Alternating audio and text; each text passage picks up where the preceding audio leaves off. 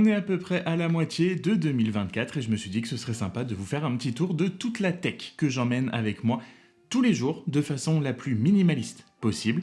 Je vous montre tout ça tout de suite, c'est parti. Salut tout le monde, c'est Franck et ça fait à peu près 1 an et demi que j'avais pas fait une vidéo EDC, Everyday Carry, de toute la tech que j'emmène avec moi absolument tous les jours. Et on va rentrer dans le vif du sujet directement avec l'objet de tech qu'on utilise le plus tous les jours, c'est-à-dire notre smartphone qui est pour moi l'iPhone 15 Pro. Je l'ai depuis sa sortie, j'ai upgradé depuis l'iPhone 13 Pro et il est toujours absolument génial, même presque 1 an après maintenant, il est toujours excellent, les photos sont excellentes, les performances sont géniales aussi. Comme au premier jour, le 120 Hz est un régal, ce téléphone est absolument génial. L'écran avec les bords très fins est aussi extrêmement agréable à l'utilisation, c'est quelque chose que je pensais pas remarquer plus que ça, mais vraiment c'est vrai que quand on s'attarde dessus, les bords sont vraiment très fins et même si on les voit toujours un tout petit peu, on n'est pas sur du borderless 100%, mais voilà, on les remarque absolument pas quand on utilise le téléphone. Il est toujours aussi beau, il n'a pas d'égratignures. Vous savez que j'utilise mes téléphones très souvent sans coque de protection, il n'y a pas de film d'écran non plus dessus. Il va toujours très bien. Le titane sur les bordures tient lui aussi extrêmement bien, quelques traces de doigts par-ci par-là évidemment, mais sinon à part ça, il tient toujours le choc parfaitement, j'en suis toujours extrêmement content. Non, il ne surchauffe pas en permanence, même quand je prends des photos et des vidéos. La batterie tient largement la journée, aucune complainte majeure sur l'iPhone 15 Pro. Le bleu est toujours aussi agréable, même si j'avoue que dernièrement, je me suis dit que peut-être que la couleur titane naturelle aurait aussi été un bon choix. On verra ça pour le prochain, ce qu'il y a disponible, mais l'iPhone 15 Pro est toujours un choix extrêmement solide. J'espère juste qu'on aura Apple Intelligence, donc le 15 Pro sera compatible avec Apple Intelligence. J'espère que ça arrivera vite en Europe. À voir. Et le petit accessoire qui est très souvent attaché à mon téléphone, c'est mon petit wallet MagSafe que je mets derrière mon téléphone, que je clipse comme ça. Je n'ai malheureusement pas toutes les cartes que je voudrais pouvoir mettre à l'intérieur. C'est le portefeuille en cuir Apple, l'officiel. C'est pas le plus pratique parce que vous avez la petite encoche sur l'arrière pour pouvoir sortir et glisser les cartes comme ça pour les enlever.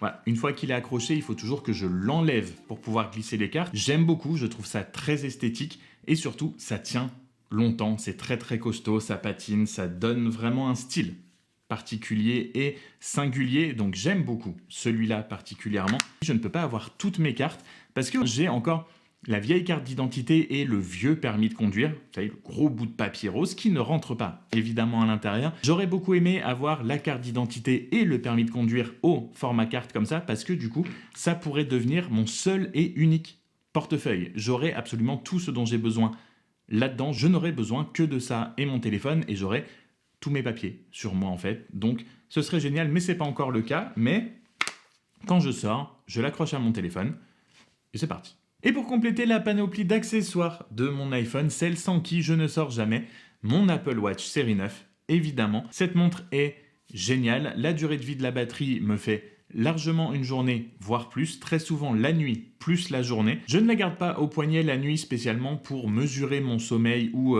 quoi que ce soit. Je mesure mon sommeil quand je me réveille le matin, suivant l'état de fatigue dans lequel je suis, mais je la garde au poignet la nuit pour le réveil. Je trouve toujours que l'Apple Watch est le meilleur réveil du monde qu'on puisse avoir. Juste cette toute légère vibration sur le poignet pour se réveiller, c'est autre chose qu'une sonnerie dont on a oublié de régler le volume avant de se coucher, ou le gros bruit d'abeille du vibreur qui va vibrer sur la table de nuit, etc. Juste, je la garde au poignet pour ça, et toute la journée pour surveiller mes notifications, voir si ça vaut le coup que je sorte ou que je regarde mon téléphone. Je peux répondre à mes messages rapidement dessus. Voilà, tout ce qui fait l'Apple Watch, j'aime beaucoup. L'écran est magnifique. J'avais peur que ce soit un petit peu grand. Plus ça allait, plus ils augmentent la taille des écrans sur les Apple Watch. J'avais peur que ça finisse par faire très gros. Et au final, je m'y suis très bien fait puisque grâce à l'écran plus grand, ça veut dire que tout est plus facile à lire sur l'Apple Watch. Les notifications, les messages, même écrire des messages dessus. Le Always On Display est aussi une bénédiction. Même si je ne l'attendais pas spécifiquement sur l'iPhone quand j'ai pris le 15 Pro, sur l'Apple Watch, c'est quelque chose qui me manquait beaucoup de pouvoir sans avoir à bouger mon poignet et pouvoir voir l'heure, voir mes anneaux se remplir au fur et à mesure de la journée, oui, même au travail. Voilà, c'est pareil, c'est motivant, ça fait plaisir. Peut-être le seul petit point, mais qui n'est pas spécifique à l'Apple Watch Series 9, mais à toutes les Apple Watch en général, c'est que même si vous prenez un jour de repos, elle va venir, voilà, vous narguer un petit peu. Tu bouges pas beaucoup aujourd'hui, dis donc, ou ton anneau hier, c'était pas ça, on va faire mieux aujourd'hui. Calme-toi, s'il te plaît, laisse-moi vivre. Très content de cette Series 9, elle reste toujours à mon poignet. Toujours plein de possibilités avec des bracelets différents, des watch face différentes, etc., etc. Peut-être un écran plat comme l'Apple Watch Ultra, ça j'aurais préféré. Peut-être que ce qu'on a actuellement, mais c'est vraiment un détail mineur. Même s'il y a un redesign avec l'Apple Watch Series 10, je sais que comme l'Apple Watch 4, je risque de la garder quelques années. La deuxième chose, évidemment, avec lesquelles je ne peux pas sortir de chez moi, littéralement, ce sont bien évidemment mes clés. Vous allez me dire, jusque-là, il n'y a pas grand-chose de technologique dans des clés, mais j'ai accroché à mon porte-clés un petit AirTag depuis à peu près 2 ans, maintenant je crois. Malheureusement, d'après mon téléphone, la batterie de ce AirTag arrive un peu au bout du bout.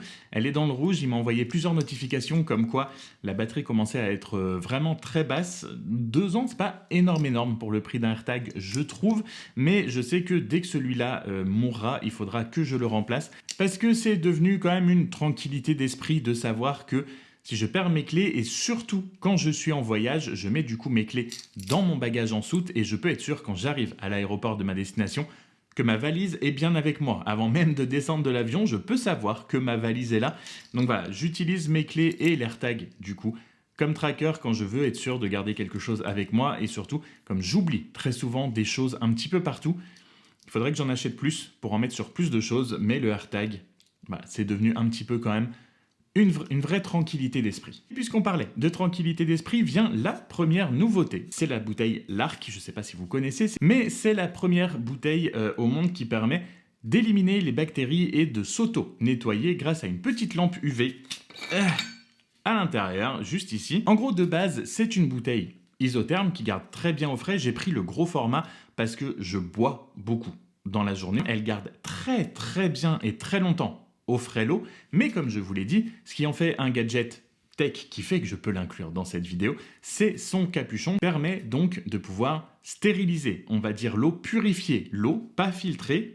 Attention, si vous avez du petit dépôt ou tout ce qui est métaux lourds à l'intérieur ou ce genre de choses, chlorine, etc., ça ne va pas filtrer l'eau, ce qui va permettre, selon la marque, d'éliminer les bactéries à l'intérieur de l'eau, bactéries, virus, E. coli, ce genre de choses, et de pouvoir nettoyer, auto-nettoyer la bouteille. C'est ça qui est surtout aussi génial. L'Arc s'auto-nettoie toutes les 2 heures pendant à peu près 30 secondes, je crois, ce qui permet de garder l'eau purifiée et surtout de nettoyer l'intérieur de la bouteille en elle-même. Alors, ça ne vous dispense pas de nettoyer la gourde de temps en temps. Il préconise à peu près environ tous les mois ou tous les 2 mois, ce qui est déjà beaucoup moins que ce qu'il faudrait faire avec une gourde classique. Et pour l'utiliser, c'est tout simple, vous remplissez votre bouteille, vous appuyez soit une fois sur le capuchon, soit 2 fois. Le capuchon va se mettre à clignoter, ce qui vous indique que la bouteille est en train de nettoyer l'eau et de s'auto-nettoyer. Le premier mode dure 1 minute, le mode aventure, on va dire, dure 3 minutes. Moi qui peux être un petit peu hypocondriaque de temps en temps, ça me permet juste d'avoir l'esprit un petit peu plus content. Et peu importe où je suis, de pouvoir mettre un petit coup. Et je sais que normalement, je ne devrais pas être malade. Puisqu'on parle de sortir et d'être en voyage potentiellement, qu'on a parlé des transports en commun aussi, ça n'a pas changé. Mais j'ai toujours des écouteurs avec moi, que ce soit mes AirPods Pro première génération.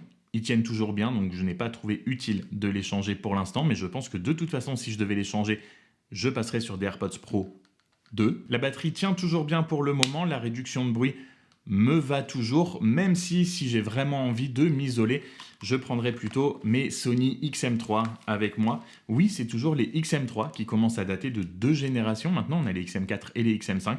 J'ai toujours les 3 et ils sont toujours incroyablement bons et performants, notamment au niveau de la réduction de bruit. Le son est toujours très bon aussi, la batterie tient très longtemps. J'ai fait des vols en avion entiers avec ça sur les oreilles sans avoir besoin de les recharger. Donc voilà, c'est mes 2 références AirPods Pro et Sony XM3. Si je devais les changer un jour, il y a plusieurs options. Ils seraient dans la liste en tout cas, les XM4 ou les XM5 et peut-être les AirPods Max. C'est un autre niveau de budget, mais en tout cas, peu importe les 2 options, j'en suis toujours très content. Et enfin, 2 nouveautés que j'emmène vraiment tous les jours avec moi puisque j'ai commencé un nouveau travail récemment. Et la première est l'enceinte Ultimate Ears Wonderboom 3. C'est un petit peu par hasard que j'ai ça avec moi tous les jours, tout simplement parce que mon petit frère l'a laissé chez moi la dernière fois qu'il est venu. Il l'a oublié en partant. Si tu la cherches, elle est là. Je l'emmène au bureau tous les jours avec moi. Pas un choix spécifique d'avoir cette enceinte particulière avec moi, mais plutôt un heureux hasard, on va dire, parce qu'au final, c'est une très bonne enceinte pour ce que je l'utilise, c'est-à-dire, comme je vous l'ai dit, je l'emmène au bureau pour écouter la musique toute la journée avec moi. La batterie tient plutôt pas mal. Au niveau du design, si je l'avais choisi, j'aurais pas pris cette couleur-là, mais c'est très très compact, donc c'est hyper simple à glisser dans mon sac à dos.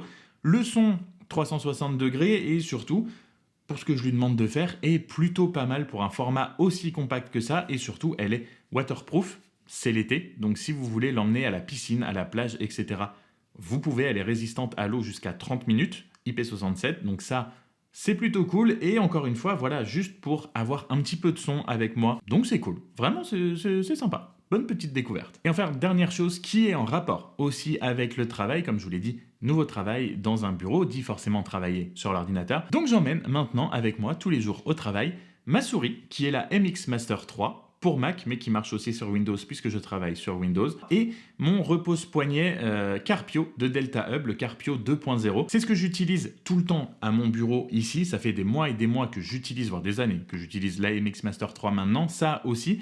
Et voilà, j'emmène les deux au travail, mais pour le coup, je ne vais pas vous parler des fonctionnalités de la souris, mais vraiment du côté ergonomique, puisque je ne peux pas installer Logi-Options sur l'ordinateur du travail, donc je ne peux pas customiser tous les boutons de la souris. Je dois faire avec ce qui est enregistré un petit peu de base. À partir du moment où je l'ai amené au travail, je n'ai plus eu mal au poignet et je travaille 7h30, 8h par jour à mon ordinateur. Donc très bon point pour la MX Master 3 qui est, je pense, sous-estimé, c'est son ergonomie. Elle est vraiment hyper agréable à utiliser. Surtout voilà, quand on la compare et qu'on revient à une souris classique, on se rend compte à quel point cette souris est absolument génial et peut-être la meilleure souris du monde.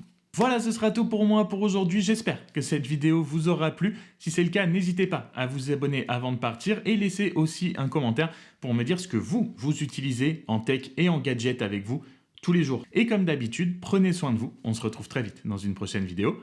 Salut!